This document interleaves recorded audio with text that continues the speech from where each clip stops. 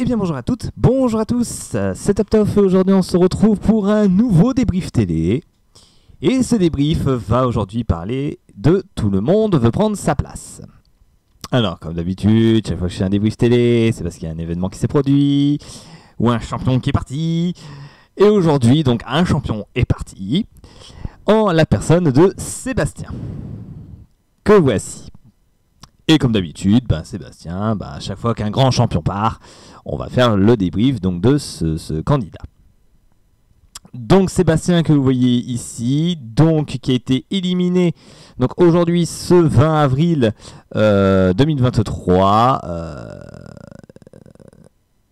du jeu, donc tout le monde veut prendre sa place, j'y arrivé, donc avec 113 victoires et il a accumulé en tout et pour tout 98 900 €. Et comme d'habitude, on va parler un petit peu du parcours de Sébastien. Alors tout d'abord, j'ai envie de vous dire, Sébastien, ce n'est pas un inconnu des jeux télé, comme d'habitude. Voilà, on le connaît très très bien. Il a déjà fait plusieurs jeux, notamment Question pour un champion, Slam, 8 chances de tout gagner, ou encore les 12 coups de midi, dont il était aussi devenu un grand champion, puisque dans les 12 coups de midi, il avait quand même fait 68 participations, il avait quand même amassé plus de 230 000 € en 2012, et au jour d'aujourd'hui, même dans les 12 coups de midi, il est aujourd'hui le 17e plus grand champion des 12 coups de midi. Donc, on peut le dire, Sébastien est devenu donc, aujourd'hui un double champion. Voilà, avec le champion des 12 coups de midi où il est 17e, et champion de Tout le monde veut prendre sa place où il a atteint la 9e place. Donc, donc encore une fois, ce n'est pas un inconnu des jeux télé. On commence à se poser la question aussi, savoir si être candidat de jeux télé, c'est pas un métier, même carrément, parce que à chaque fois, quand on voit à chaque fois les mêmes personnes qui reviennent dans tous les jeux, on a le droit quand même de se poser un petit peu la question. Alors, sinon, pour revenir sur le jeu, tout le monde veut prendre sa place. Donc, Sébastien a fait 113 victoires, 114 émissions, il a accumulé donc 98 900 €. Il a atteint donc la 9e place du classement. Il a accumulé donc 4 voyages. Aucune voiture. Alors ça m'a paru extrêmement étonnant. Parce qu'à l'accoutumée, quand un champion de Tout le monde veut prendre sa place atteint la 100e victoire, il gagne automatiquement une voiture. Là, c'était pas le cas, puisque Sébastien, pour la 100e victoire, avait juste encore une fois gagné un voyage. Le 4e donc.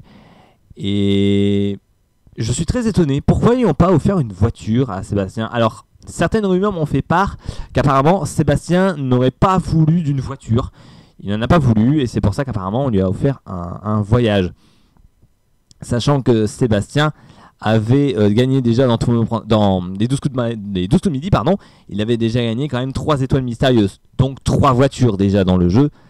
Donc peut-être qu'il s'est dit, bon, je ne veux pas d'une nouvelle voiture, donc je préfère plutôt un nouveau voyage. Bon. Je ne sais pas ce qui s'est passé, mais ça m'a étonné quand j'ai vu qu'à la 100e, il n'avait pas de voiture. J'étais quand même extrêmement étonné. Donc comme j'ai dit, 9e place, 113 victoires donc, avec une seule défaite, pour autant, parce que oui, il n'a connu qu'une seule défaite, Sébastien. Sa première défaite fut fatale. Pourtant, il a quand même proposé 10 000 € à son challenger, qui a refusé, qui a préféré prendre le fauteuil. Et ça aussi, c'est rare d'avoir quand même un champion qui part au bout d'une défaite.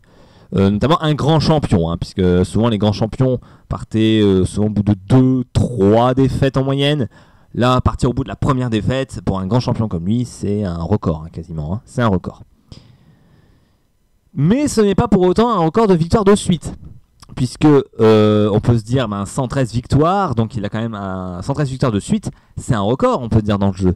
Eh bien non, puisque le record de victoires d'affilée est toujours détenu par Marie-Christine, qui avait connu sa première défaite au bout de 125 victoires, et non 113. Donc en conséquence, Marie-Christine détient toujours ce record du plus grand nombre de victoires d'affilée dans ce jeu, avec 125. Donc ça, ce n'est pas un record qu'il a eu. Ensuite, de quoi on peut parler d'autre? Un petit peu des questions, ça aussi je le fais à chaque débrief de Tout le monde veut prendre sa place. On va regarder un petit peu les différentes questions, les différents thèmes qu'a choisi Sébastien pour lui ainsi que pour son challenger. Et puis on va voir un petit peu quel a été vraiment son domaine de prédilection, qu'est-ce qu'il a plutôt pris comme thème, etc. Allez, c'est parti, je vous montre ici la première page. Alors oui, donc Sébastien est arrivé le 21 décembre 2022, je ne l'ai pas précisé. Donc ça fait déjà, ben voilà, hein, ça faisait déjà 4 mois qu'on le voyait tous les jours. 4 mois quand même, ce qui n'est pas rien.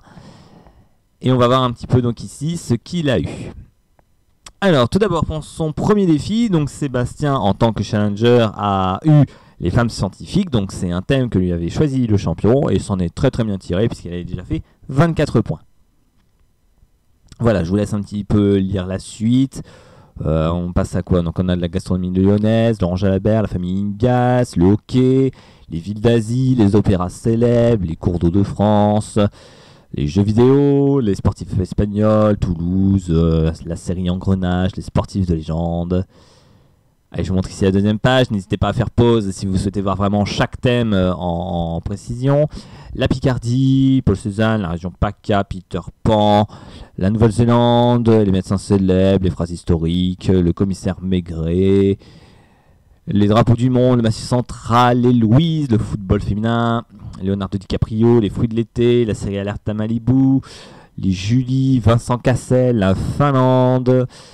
Qu'est-ce qu'on a d'autre? Pop Fiction, la Saint-Etienne, les animaux de série télé, Philippe Etchebest, les Aristochats, Cyril Lignac, le billard, voilà, le marathon, Andy Warhol. Voilà, je vous montre ici la nouvelle page, les Reines de France, les sports individuels, l'Olympique de Marseille, l'Europe du Nord, la Casa des Papel, Frida Kahlo, la ville de Lille, Teddy Riner, Penelope Cruz. Et là ici, la dernière page, Marcel Pagnol, Michael Jordan, Dustin Hoffman, le dessin animé Candy, le handball, Pirates des Caraïbes, Antoine Griezmann, Naples, ou encore les looks de sportifs. Voilà, d'où il a été éliminé aujourd'hui ce 20 avril, où il n'avait fait que 15 points, et son challenger avec Jeanne Moreau a eu 21 points.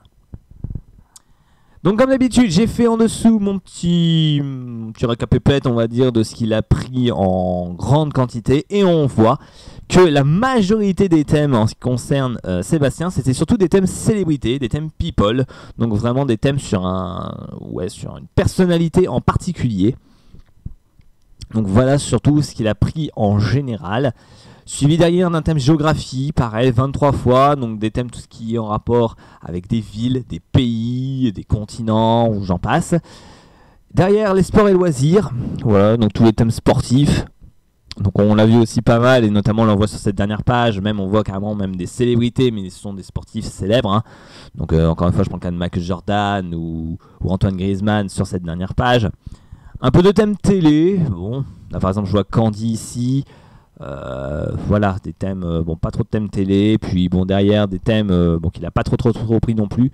Donc on voit vraiment qu'en majorité, Sébastien a pris notamment des thèmes célébrités, géo et sport. Voilà, c'est vraiment ses thèmes de prédilection, c'est ça. Voilà, il les a pris en grande majorité.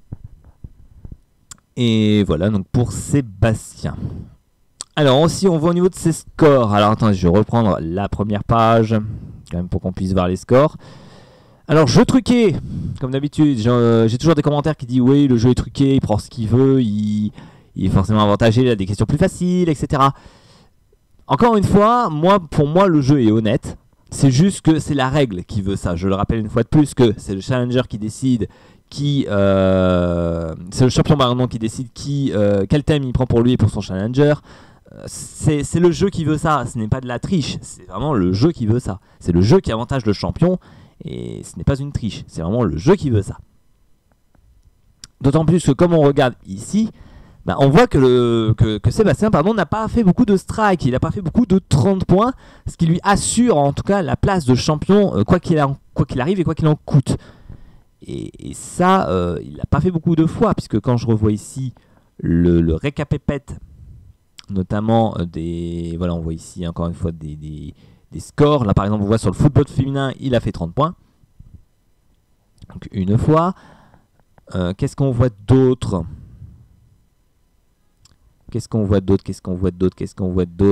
Là les surnoms de sportifs à nouveau 30 points. Voilà, je regarde ici, c'est tout. Donc vous voyez sur quand même 114 défis, il n'a fait que 2 fois 30 points. Que 2 fois seulement. Sébastien était complètement irrattrapable, et ce à 2 reprises seulement. Donc à 2 reprises, les challengers n'avaient aucune chance de le battre. Mais 2 fois sur 114, ça va. Ça va.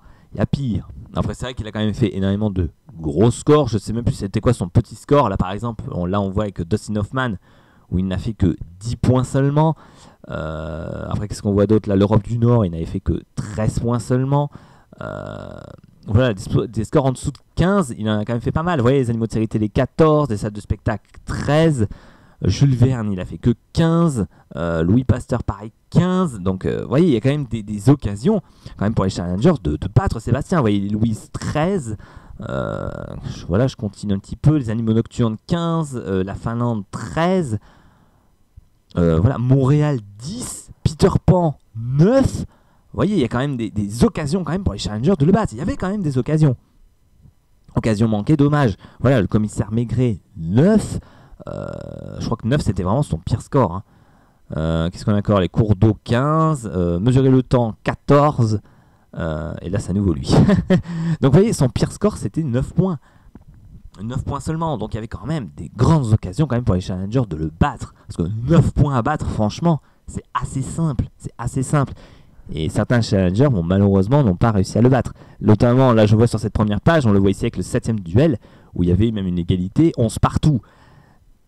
Donc on sent quand même que il est fort. C'est vrai que c'est quelqu'un qui est fort pour être double champion de 2 jeux différents. Il faut quand même être balèze. Mais on voit aussi qu'il a des difficultés. Le Sébastien, on le voit. Et ça, c'est vraiment dommage. Je suis désolé pour le téléphone, comme d'habitude. Ça faisait longtemps, ça, dis donc. Ça faisait longtemps.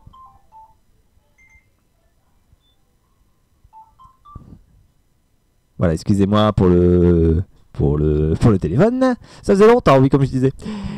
Et oui, donc franchement, pour les challengers, c'était quand même assez... Enfin, pas simple, mais il y avait quand même certaines occasions quand même de battre Sébastien assez facilement. Et je suis certain que s'il aurait été battu, là, par exemple, sur le 7ème défi, je suis certain que, comme il n'avait pas accumulé beaucoup d'argent sur ce coup-là, parce que là, on n'était encore même pas à 10 000 €, je suis certain, peut-être en tout cas, que le challenger aurait pris la place de Sébastien au bout du 7ème défi. J'en suis sûr. Donc ça tombe peut-être que le Sébastien aurait été éliminé sur le 7ème défi, et puis on ne le reverrait plus. Il ne serait jamais, encore une fois, devenu le grand champion qu'il est aujourd'hui. Donc ça prouve quand même que le champion, il a quand même des difficultés. Ça se prouve et ça se voit. Et on le voit, franchement, qu'il a aussi des difficultés. On le voit. Mais s'en est bien tiré. Et puis, encore une fois, 9ème plus grand champion. Bravo à lui, bravo à Sébastien. Est-ce qu'on le retrouvera? Moi, je pense qu'on le retrouvera notamment dans les jeux tels Club des Invincibles ou un truc du genre. Je le vois gros, ça, parce que bon, quand tu es quand même double champion, tu as quand même une certaine notoriété. Donc, je pense quand même qu'on le retrouvera. Et non, franchement, Sébastien, bon candidat, que j'ai bien aimé suivre au fur et à mesure du jeu. Très très bon candidat, assez plaisant à regarder. Très très bon gars, franchement, toujours souriant, toujours sympa. Voilà, moi franchement, bonne complicité avec Laurence. Voilà, franchement, j'ai aimé le suivre. Et bravo à lui en tout cas pour son parcours. Voilà. Bon, on a 15 minutes, je pense qu'on va pas en faire plus. Je pense qu'on va pouvoir s'arrêter là pour cette vidéo. De toute façon, à chaque fois, bon, les vidéos débrief à force, je commence à plus trop avoir de trucs à dire, puisque je dis toujours la même chose. Mais voilà, c'est votre petit plaisir à vous, et c'est le mien aussi. Donc voilà, moi je suis pas mécontent de mes petits débriefs. Voilà. Allez, on s'arrête ici. Donc c'était top donc pour cette vidéo débrief sur l'élimination de Sébastien du jeu Tout le monde veut prendre sa place. J'espère que cette vidéo vous aura plu. Et quant à nous, eh bien on se retrouve bien très prochainement pour une toute nouvelle vidéo. Et en attendant, moi je vous dis à la prochaine tout le monde.